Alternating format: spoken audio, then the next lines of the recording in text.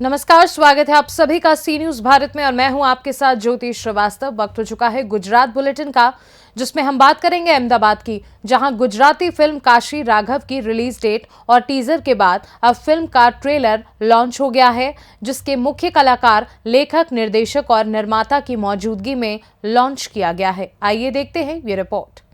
Gujarati film Kashi Raghav का trailer हाल में ही launch किया गया है। फिल्म का ट्रेलर और गाना गंगा पीवीआर। अहमदाबाद में फिल्म के मुख्य कलाकार दीक्षा जोशी और जयेश मोरे, लेखक निर्देशक ध्रुव गोस्वामी और निर्माता घनपाल श्याम की मौजूदगी में पेश किया गया। इस गाने को मशहूर सिंगर जुबिन नौटियाल ने अपनी आवाज दी है और ये उनकी गुजराती फिल्म की पहली आवाज है। फिल्म 3 जनवरी 2025 को सिनेमाघरों में रिलीज होगी। फिल्म का लेखन और निर्देशन ध्रुव गोस्वामी ने किया है और ये धनपाल फिल्म्स के बैनर तले बनी हुई है। इस फिल्म की पृष्ठभूमि काशी विश्वनाथ, वाराणसी, कोलकाता, गुजरात और मुंबई जैसी जगहों पर आधारित है। फिल्म की चर्चा इसलिए हो रही है क्योंकि दीक्षा जोशी और जयेश मोरे ने अपनी बेहतरीन परफॉर्मेंस से इसे और आकर्षक बनाया है।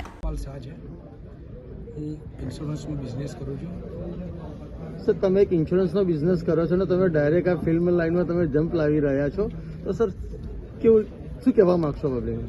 એટલે મને નાનપણથી મલ્ટિપલ બિઝનેસ કરવાનો શોખ છે. મેં કન્સ્ટ્રક્શન બિઝનેસ કરેલો છે, બિઝનેસ કરેલો છે, ઇન્સ્યોરન્સનો બિઝનેસ કરવું છે અત્યારે, અને જસ્ટ ફિલ્મમાં જોઈન થયા છીએ. ઇન્સ્યોરન્સના બિઝનેસમાં છેલ્લા 5 વર્ષમાં મેં 40થી વધારે એવોર્ડ્સ લઈ લીધેલા છે. સર, આની અંદર બી કંઈ કરીશું. આ ફિલ્મમાં સર તમને જ્યારે ફિલ્મ કરવાનું જ્યારે તમને સંભળાવવામાં આવ્યું, સર તમારા મનમાં કયો ખ્યાલ આવે? ફિલ્મ કરવા વિશે તમારું શું કહેવું છે? મને કોઈ બી ફિલ્મ તો સારી વસ્તુ છે. ક્યાંક એવું બી થાય કે ફિલ્મ સારી ના બને તો બધા જ રૂપિયા ડૂબી બી જાય. પણ મને કેવું છે કે કોઈ બી બિઝનેસ નવો મને કોઈ નરેશન કરે તો હું એનો સ્ટડી કરું છું. મને નવા બિઝનેસ કરવામાં રસ બહુ છે. એવું નથી કે હું એક જ ઉપર કન્ટિન્યુ કરું. નામ ધ્રુવ ગોસ્વામી છે. હું કાશી રાઘવ ફિલ્મનો ડિરેક્ટર અને રાઇટર છું. સર, અત્યાર સુધી તમે કેટલી ફિલ્મ કરી છે અને આ ફિલ્મ કરવા માટે તમારો હેતુ શું છે? અમારી પહેલી ફિલ્મ છે અને પહેલી ફિલ્મ જ મારે એવી કંઈક કરવી હતી જે યુનિક લાગી શકે, ગુજરાતી ફિલ્મમાં કંઈક ચેન્જ કરી શકીએ આપણે.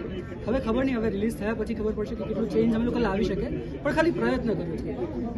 સર, આ ફિલ્મનું શૂટિંગ ડાયરેક્શન કરવા માટે તમને કેટલો ટફ પડે? ફ્રેન્કલી સ્પીકિંગ, રિસર્ચ અને બધું જ્યાં સુધી પ્રોપર હોય ને ત્યાં સુધી એટલું ટફ નથી પડતું, પણ હા, એમાં ચેલેન્જીસ બહુ જ ગજબના આવી રહ્યા હતા અને બધા ચેલેન્જીસ અમે લોકો ફેસ કરીને, એટલે ટીમ વર્ક હતું આખું. હું એવું નહીં કહું કે હું એકલો ફેસ કરી રહ્યો હતો, આખી ટીમ બધી જ વસ્તુને ફેસ કરી રહી હતી અને એના કારણે જે પણ ફિલ્મ સારી બની રહી છે કે બનશે આગળ, જે પણ પબ્લિકનો આગળ પ્રતિસાદ મળશે, જસ્ટ બીકોઝ ઓફ મારી ટીમ અને સરનો સપોર્ટ થશે. Okay, thank you sir. Diksha પહેલી વખત મમ્મીનો રોલ, એ રીતે હું પહેલી વખત ટ્રક ડ્રાઈવર બન્યો છું અને એના માટે ઓબ્વિયસલી ટ્રક ચલાવવાનું શીખ્યો. એ બધી તો તૈયારીઓ હતી. એ ઉપરાંત ઇન્ટરનલ તૈયારીઓ ઘણી બધી કરવી પડે, કારણ કે આ કેરેક્ટર ઇન્ટરનલ વધારે છે અને આંતરિક તૈયારીઓ બહુ બધી કરવી પડે. જેમ કે મેં હમણાં કીધું કે રાઘવ જે પણ માણસ જોશે એ બહુ હ્યુમન ઇમોશન પર કામ કરે છે. એટલે દરેક માણસને રાઘવના જીવનની ઘટનાઓ ક્યાંક ને ક્યાંક દેખાશે. એઝ ઇટ ઇઝ નહીં દેખાય, એનો પ્રકાર જુદો પણ દેખાશે. જેમ કે એક હોય, મેં કીધું ને, એક્સપેક્ટેશન અને રિયાલિટી. તો આપણને જે જોઈતું હોય એ પામવા માટે આપણે અમુક કામો કરી નાખીએ, જેના 2-3 રસ્તા હોય. આપણે જે રસ્તો પસંદ કરીએ એ રીતની આપણી રિયાલિટી બને, એટલે આખી સાયકલ કમ્પ્લીટ થાય. તો એ મજાની વાત એ છે કે સ્ક્રિપ્ટમાં એવું કેરેક્ટર છે પહેલી વખત કે ભાઈ એનું આખું કાર્મિક સાયકલ કમ્પ્લીટ થાય. Thank you. ચૂક્યા છો જ્યારે થ્રુ આ મૂવીથી ડેબ્યુટ કરી રહ્યો છે એઝ અ ડાયરેક્ટર, તો એની સાથે તમારો એક્સપિરિયન્સ કેવો રહ્યો?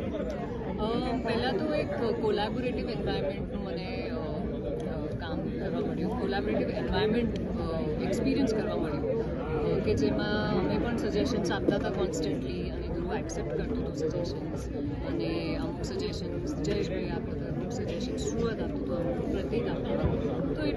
કોલાબોરેટિવ એફર્ટ તો એમાં ખાસ બહુ મજા પડી મને કે એક વાતચીત થતી હતી રોજ અને દરેક સીન પહેલાં અમે ભેગા થતા, અમે બેસતા અને સીનને ડિવાઇસ કરતા અને પછી ફ્લોર પર સીન કરવા માટે જતા. તો એવી રીતે પ્રોસેસ બહુ જ ઇન્ટરેસ્ટિંગ હતો. મેડમ, આમાં તમારે બેંગોલી ભાષા શીખવા માટે કેટલી તકલીફ પડી ને કેવી રીતના તમારે આ કેટલા સમયમાં તમે આ ભાષા શીખ્યા છો? હા, તો મારા લેસન્સ ચાલુ થઈ ગયા હતા. આઈ થિંક 12-15 દિવસ મને લાગ્યું. અપરિચિતા કરીને એક છોકરી છે, એ કોલકાતાથી જ છે, તો એ મારી ડાયલેક્ટ કોચ હતી. એને મને ખાસી હેલ્પ કરી અને કેરેક્ટર એવું છે કે હું બહુ રિવીલ નહીં કરી શકું, પણ જેટલી બંગાળી હું બોલી છું એ કેરેક્ટર પ્રમાણે બહુ જ ફિટ બેસે છે એવું છે. બહુ શુદ્ધ પણ અમે નહોતા જોતા કે બહુ શુદ્ધ બંગાળી હોય એવું અમે નહોતા જોતા. તો જે આવ્યું છે, જે અડધું બંગાળી જે આવ્યું છે, it is very perfect according to the character. તો એના માટે મને અપરિચિતાએ ઘણી હેલ્પ કરી. ધ્રુવે બેસીને ઘણા બધા કરેક્શન્સ કર્યા.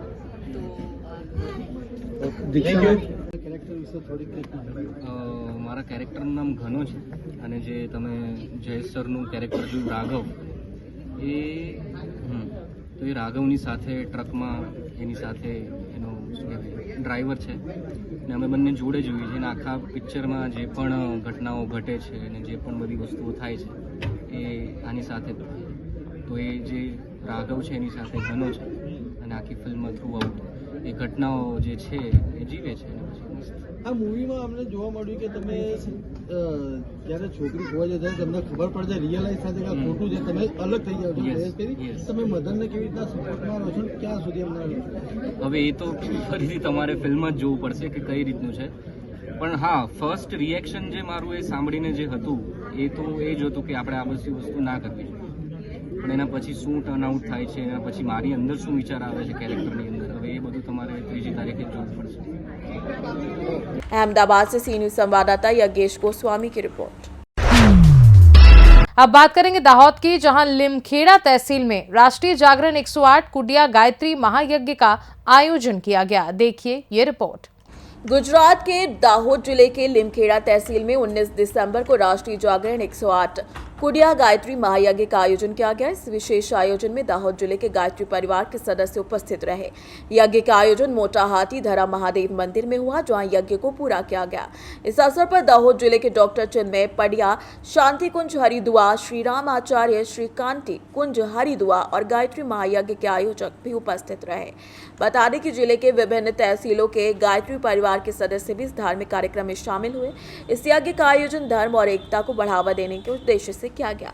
यज्ञशाला में भक्तों और सेवकों के द्वारा 108 कुटियों का सेवा यज्ञ संपन्न किया गया, जिसमें दलसिंह जे भाभो और भावका और धर्म सेवा आयोग के सहयोग से कार्यक्रम सफलतापूर्वक संपन्न हुआ। મારા કરતા સ્વાભાવિક રીતે તમારો અવાજ વધારે આવશે. બોલો ગાયત્રી માતા की, परम पूज्य गुरुदेव की, परम वंदनीय माताजी की. लागे છે હજી પણ ચા નાસ્તો નથી કર્યો. दाहोद से सी न्यूज संवाददाता राजू भाई भाभौर की रिपोर्ट। बात करेंगे नर्मदा की, जहां फॉरेस्ट विभाग को मिली बड़ी सफलता।